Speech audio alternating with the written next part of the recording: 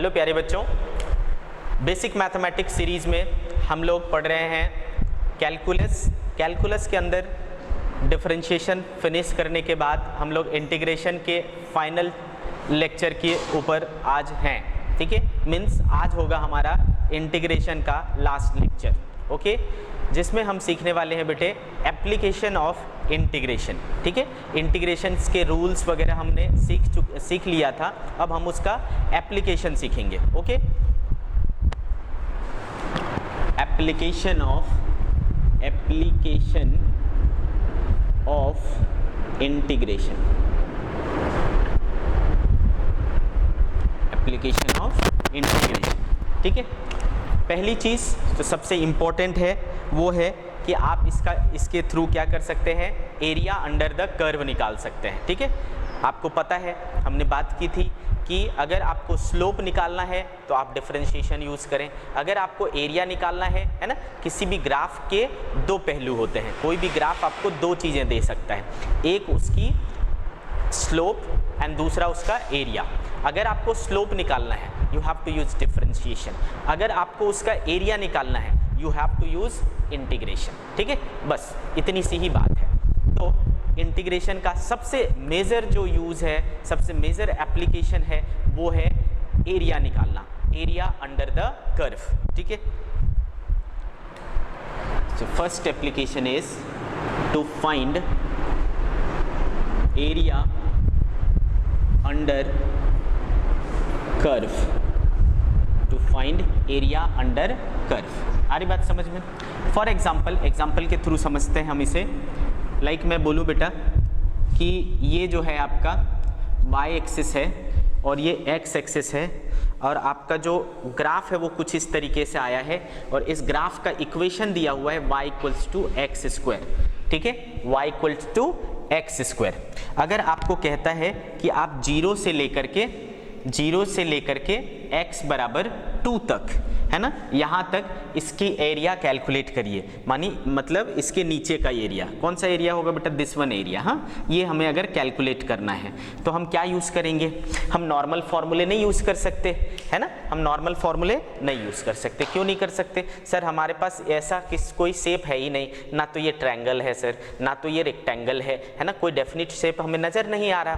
अगर कुछ शेप होता तो हम आसानी से उसे क्या कर लेते, रेक्टेंगल होता लेंथ इंटू ब्रेड्थ करते, है ना, ट्रायंगल होता half into base into height करते, बट ऐसा कुछ भी नहीं है, ये नोन शेप नहीं है। तो यहाँ पर हमें किसका सहारा लेना पड़ेगा, वो है इंटीग्रेशन। ठीक है, कैसे बेटा, तो फॉर्मूला क्या है एरिया निकालने का। ओके, तो एरिया निकालने का फॉर्मूला है area under the curve equals to होता है इंटीग्रेशन, ठीक है, इंटीग्रेशन y dx, है ना, इंटीग्रेशन y dx। ठीक है, ये होता है। तो बेटे आपके पास y कितना है, एक्स स्क्वायर है, तो एक्स स्क्वायर को आपको इंटीग्रेट करना है। क्या लिमिट दिया हुआ है? यस, लिमिट भी दिया हुआ है, जीरो से लेकर के आपको कहाँ तक करना है, x इक्वल टू 2 तक। तो आप इसे जीरो से लेकर के 2 तक इंटीग्रेट कर लें। क्या फॉर्मूला लगाओगे बेटे, कौन सा है ये, पावर वाला है, तो पावर वाले के लिए आपने सीखा था, पावर एक इंक्रीज हो जाएगा, 2 + 1 3 हो गया बेटा, अपॉन 3 हो जाएगा। ठीक है, और लिमिट क्या है, 0 से 2 तक रख दीजिए बेटे। एक बार रखेंगे अपर लिमिट 2 का क्यूब बाई 3 माइनस 0 का क्यूब बाई 3, तो ये वाला पार्ट 0 ही हो गया। ये क्या बचा बेटा, 8/3, है ना, तो 8/3 मीटर स्क्वायर इसका क्या हो जाएगा बेटा, एरिया हो जाएगा, है ना। यहाँ से लेके यहाँ तक का जो एरिया है ना इस पार्ट का, वो क्या हो जाएगा, 8/3 मीटर स्क्वायर हो जाएगा। So easily we can find area under the curve.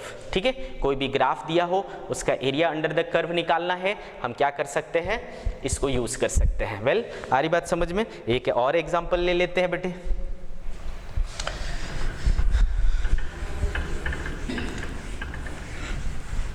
अगर मैं इस बार कहता हूं बच्चे कि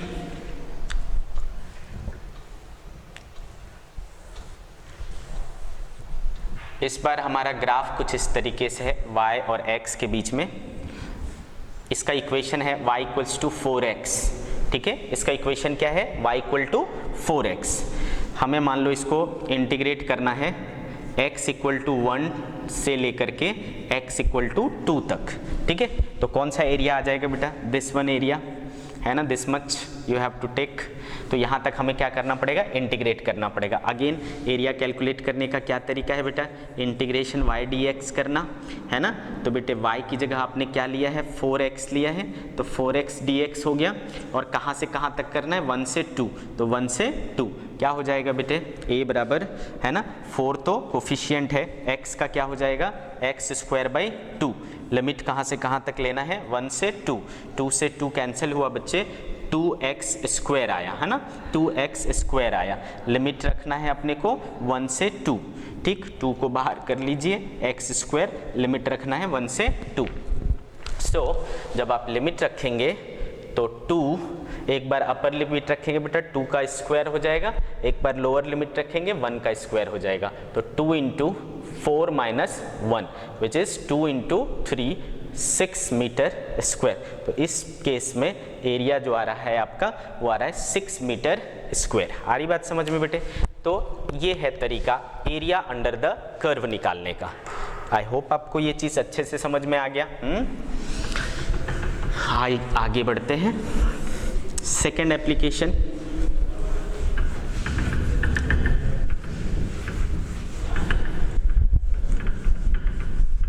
second application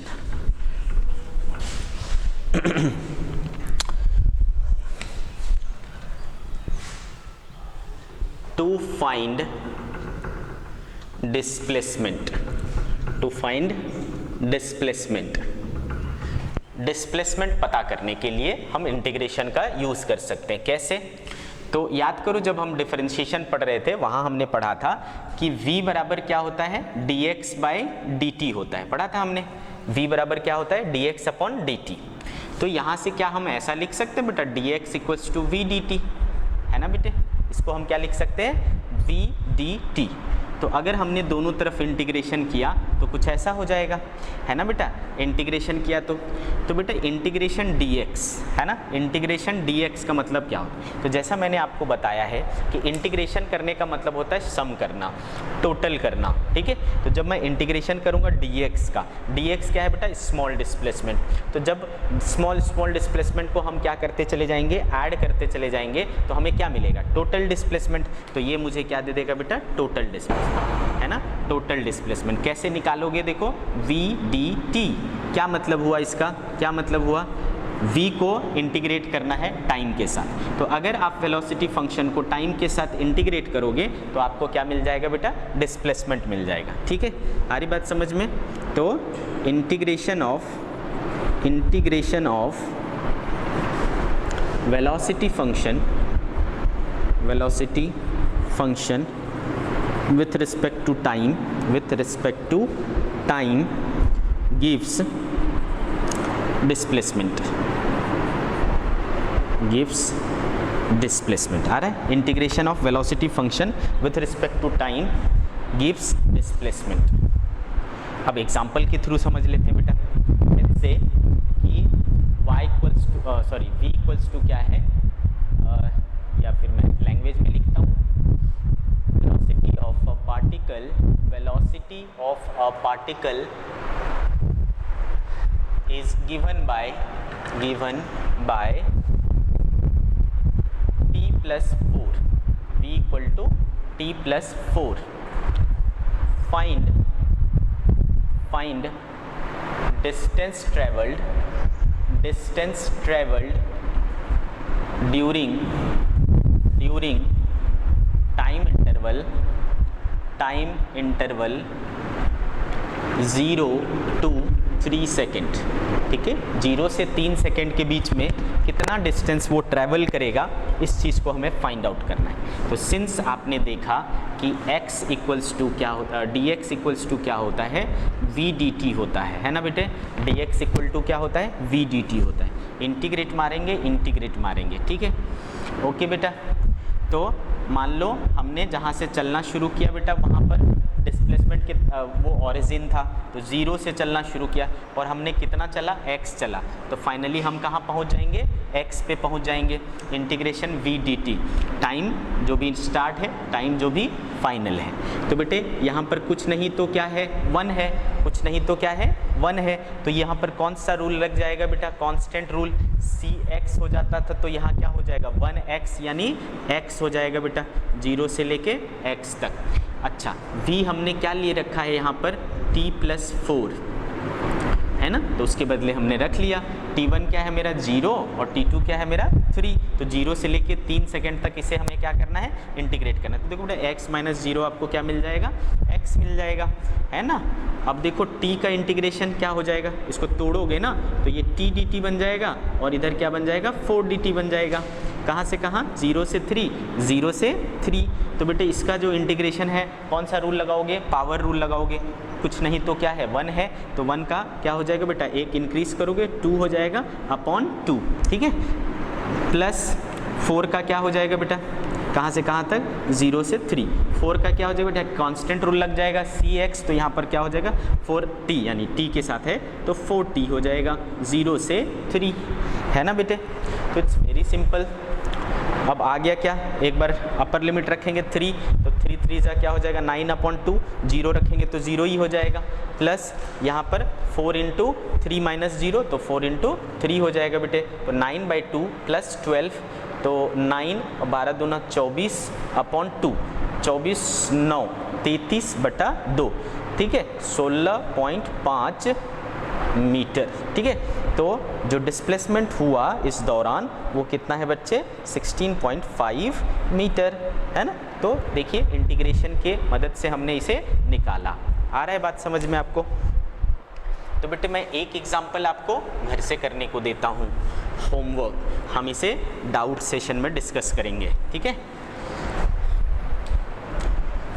example, velocity of a particle of a body is described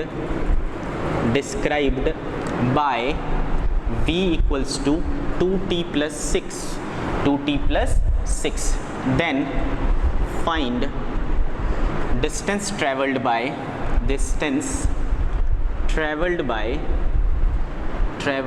the body in the interval 0 to 2 second, 0 to 2 second, ठीक। तो अगेन बेटा सेम यूज़ करेंगे हम लोग।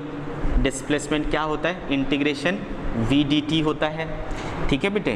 तो इंटीग्रेशन v कितना है आपके पास, 2t + 6, ओ सॉरी ये तो आपको बनाना है ना, ठीक है। तो इसको आप करके रखिए, हम इसे डाउट सेशन में डिस्कस करेंगे, ओके।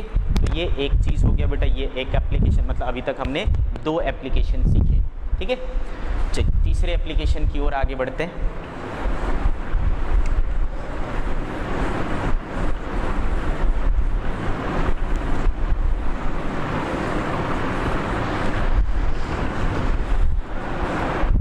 थर्ड एप्लीकेशन,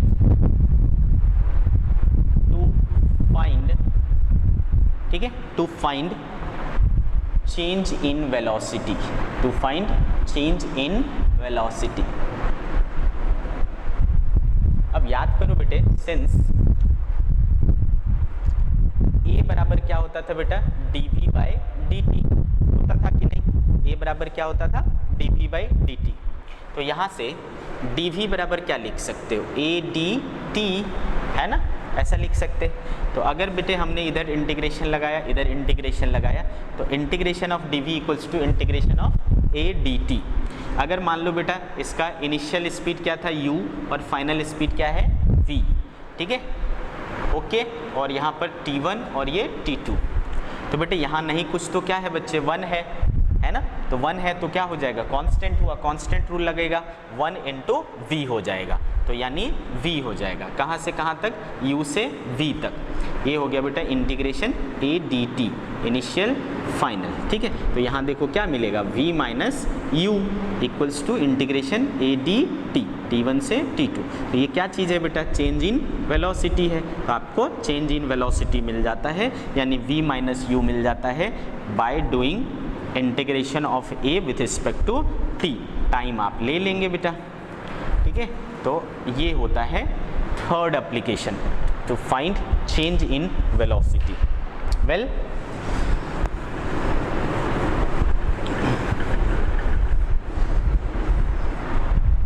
इसके ऊपर एक एग्जाम्पल लेके समझते हैं। एग्जाम्पल,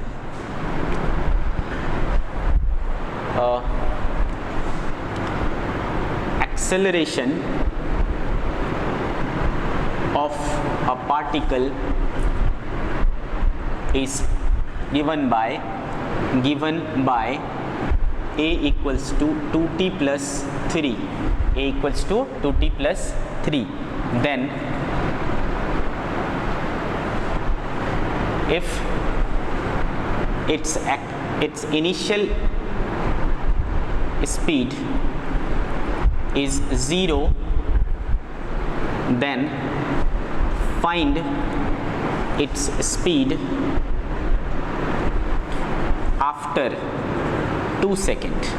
आफ्टर 2 सेकेंड इसकी स्पीड क्या होगी। तो बेटे सिंस अभी हमने पढ़ा है ना कि dv इक्वल टू क्या होता है ना, dv इक्वल्स टू क्या होता है, इंटीग्रेशन a dt होता है, ठीक है। आ रही बात समझ में बेटे। तो अभी देखो इनिशियली स्पीड हमें क्या दिया हुआ है, 0, तो यहाँ पर 0 ले लेंगे और पूछा क्या है हमसे, फाइनल, तो हम फाइनल v मान लिए। टाइम इनिशियली, तो इनिशियल टाइम क्या होता है बेटा 0, और फाइनली कब निकालना है मुझे, 2 सेकेंड पर, तो 0 से 2 सेकेंड तक इसको कर लेंगे। एक्सेलरेशन आपके पास कितना है बेटा, 2t plus 3 है, इसको टाइम के साथ इंटीग्रेट करना है। तो क्या हो जाएगा बेटा, कुछ नहीं तो 1 है, 1 का क्या हो जाएगा, 1v हो जाएगा, 0 से v है ना। यहाँ क्या हो जाएगा, इसको तोड़ोगे 2t dt हो जाएगा प्लस 3 dt हो जाएगा, 0 से 2, 0 से 2। तो यहाँ से v माइनस 0 क्या बचेगा बेटा, v बचेगा, इक्वल्स टू इसका बताइए इंटीग्रेशन क्या हो जाएगा, 2 कांस्टेंट हो गया बेटा, t का क्या हो गया, t स्क्वायर बाई 2, कहाँ से कहाँ तक, 0 से 2 तक है ना। यहाँ पर कांस्टेंट रूल लग जाएगा, 3 इंटू टी हो जाएगा, 3 इंटू टी हो जाएगा, 0 से 2 तक लिमिट रख लेंगे, ये 2 कैंसिल हो गया बेटा, एक बार 2 रखोगे 4 हो जाएगा, एक बार 0 रखोगे 0 हो जाएगा, प्लस 3, एक बार t के बदले 2 रखेंगे, एक बार 0 रखेंगे, है ना। तो क्या आ रहा है बेटे, 4 प्लस 3 2 जा 6 विच इज़ 10 मीटर पर सेकेंड, ठीक है। तो उसकी स्पीड जो है ना वो कितनी हो जाएगी, 10 मीटर पर सेकेंड हो जाएगा आफ्टर 2 सेकेंड, क्लियर है। तो आप चेंज इन वेलोसिटी निकालने में भी इसको यूज़ कर सकते हैं। वेल, मैं एक एग्जांपल इसके ऊपर और दूंगा जो आपको खुद प्रैक्टिस करनी है और मेरे साथ डिस्कस करना है इन द डाउट सेशन, ठीक है। Let's do this example. If acceleration of a body having initial speed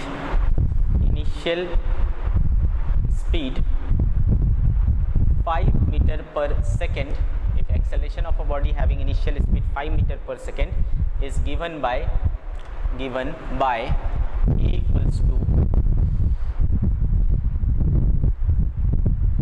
4t plus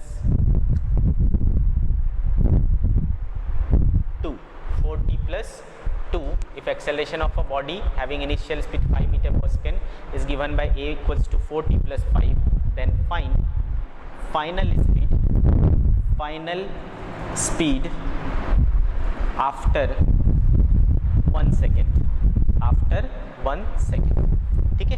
इसको आपको खुद से प्रैक्टिस करनी है, ट्राई मारना है, ठीक है। तो ये 2 चीज़ें हो गया बेटा, आपको समझ में आ गया।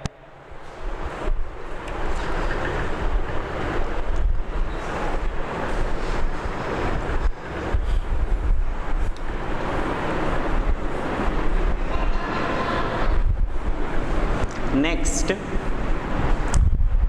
फोर्थ एग्जाम्पल बेटा मतलब फोर्थ एप्लीकेशन ना, फोर्थ एप्लीकेशन, तो जैसा आपने सीखा था बेटा कि F बराबर क्या होता है dp बाई dt, है ना। मोमेंटम को एक बार डिफरेंशिएट करते थे तो फोर्स मिलता था ना।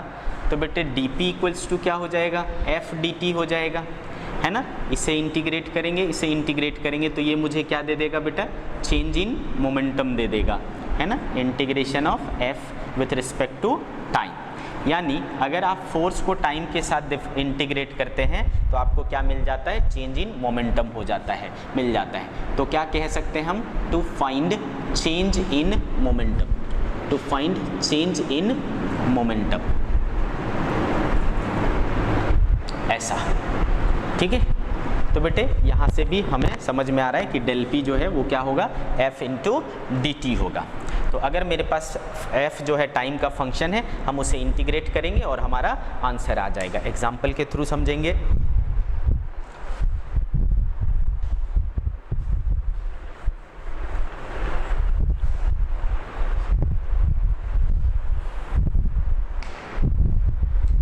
Example, if force acting on a body is given by F equals to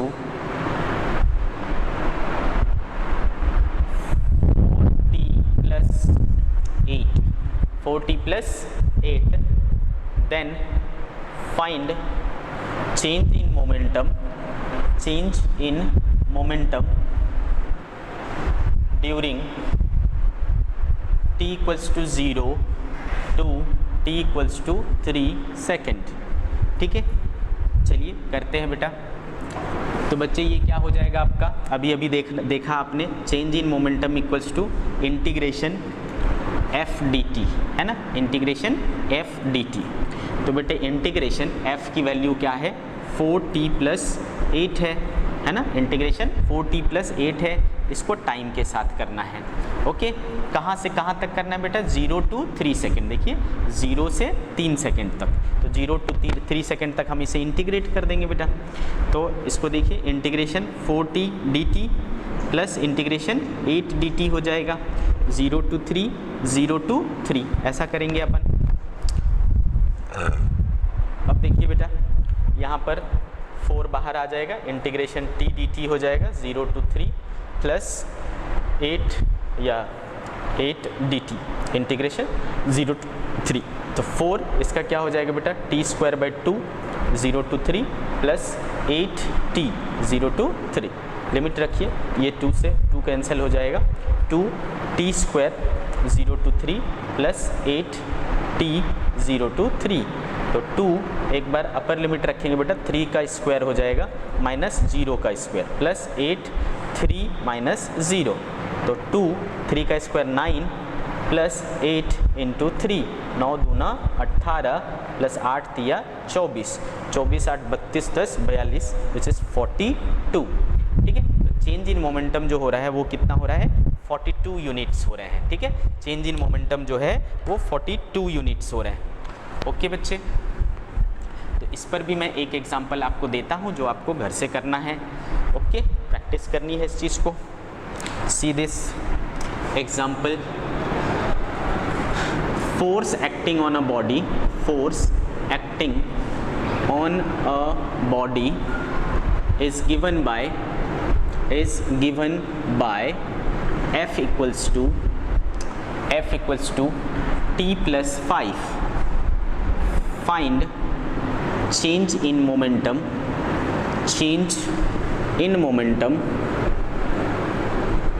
during t equal to 1 to t equal to 4 second, ठीक है। तो ये आपका सवाल रहा। ओके बच्चों, तो इस तरीके से हमने आज डिस्कस किया कि जो हमने इंटीग्रेशन सीखा है उसको कैसे यूज़ करना है। बस इतने ही नहीं है, हर चैप्टर में आपको इस तरीके के कुछ एप्लीकेशंस देखने को मिलेंगे। तो बेसिकली करना क्या है, अपने को इंटीग्रेशन के रूल्स आने चाहिए, इंटीग्रेशन के मेथड्स आने चाहिए। अगर हमें इंटीग्रेशन के मेथड्स आए मीन्स आपको फॉर्मूला पता चलते जाएगा, आगे चलते जाएंगे हमें अलग अलग क्वांटिटी को पता करने के लिए फॉर्मूले मिलते जाएंगे।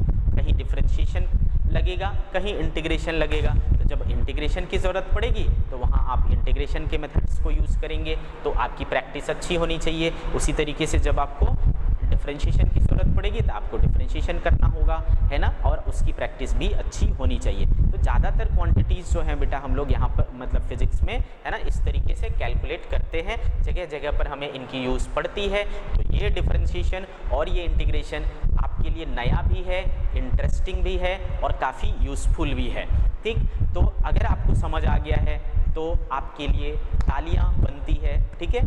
लेकिन अगर आपको नहीं समझ में आया है, कुछ भी गड़बड़ी रह गई है, तो आप इसे बार बार करें, जितनी बार करेंगे आप, आपको समझ में आ जाएगा, ठीक है। समझना ही है, इसका ऑप्शन है ही नहीं आपके पास कि भाई बिना इसके भी कुछ कर लेंगे, इसके बिना आप कुछ कर ही नहीं सकते, ठीक है। तो अगर आपको समझ में आ गया है तो बहुत ही अच्छी बात है, नहीं आई है तो घबराएं नहीं, उसके पीछे भागे, उसको करके छोड़ें, ठीक है। आपको करना ही है, यही आपके दिमाग में रखना है। मुझे फिजिक्स पढ़ना है तो मुझे डिफरेंशिएशन इंटीग्रेशन आना ही चाहिए, है ना, दूसरा कोई ऑप्शन ही नहीं है। तो चाहे उस वीडियो को, है ना, जितने भी वीडियोज़ हैं डिफरेंशिएशन इंटीग्रेशन के, उसे 2 बार देखिए, 3 बार देखिए, दोस्तों से बात करिए, मुझसे बात करिए, लेकिन करिए, हर हाल में करना है आपको, ठीक है। तो इसकी प्रैक्टिस बहुत अच्छी होनी चाहिए, जितना प्रैक्टिस करें उतना अच्छा है, और जब भी हमें यूज़ होगा तब आप देखेंगे कि ये कितना मैजिकल है, इससे चीज़ें कितनी आसान हो जाती है, ठीक है। ओके, तो इंटीग्रेशन पार्ट भी आज फिनिश होता है, यानी कैलकुलस पार्ट फिनिश होता है। नेक्स्ट लेक्चर में हम लोग सीखेंगे बेसिक्स ऑफ ग्राफ्स के बारे में, ठीक है। ग्राफ के बारे में हम लोग अपने नेक्स्ट लेक्चर में सीखेंगे। ओके बच्चे, तो आज की सभा हम यहीं समाप्त करते हैं।